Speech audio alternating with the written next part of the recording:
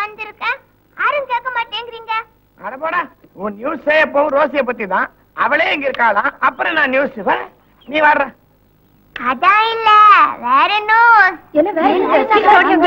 வர்ற சபையே கூடியாச்சு. என்ன அது வேற நியூஸ்? நாளைக்கு சுதந்திர தினம். அப்படிங்களா?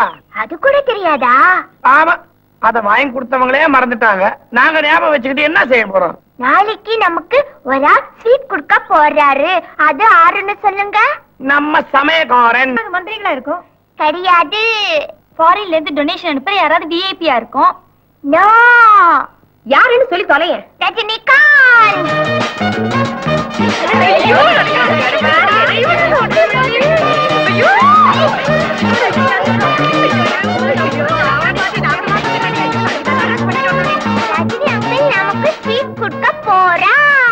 ஐயோ, ரஜினினா ஸ்வீட்டை நேரடியா கொடுக்க மாட்டாரு. இப்படி சைடுல போட்டு நம்மள வாயால பிடிக்க சொல்வாரு. புடவையே வேண்டாம், பேண்ட் ஜீன்ஸ் போட்டா அவருக்கு பிடிக்கும்னு. நான் ரஜினிகாந்தோட நின்னு ஒரே ஒரு ஸ்டில் எடுத்துக்கணும்டி. படமே எடுக்கலாம். என்னோட ஆட்டோகிராஃப்ல அவருடைய கையெழுத்து மட்டும்தான் இல்ல. என்னது கூட தான் இல்ல. ரஜினி அங்கிள் வர போறது எங்களுக்காக. நீங்கெல்லாம் ஏன் இப்படி அலையறீங்க? அல்பண்டா. உங்களையும் சேர்த்துதான் சொன்னேன். ஸ்டாஃப் எல்லாரையும் மதர் கூப்பிடுறாங்க. வாங்க.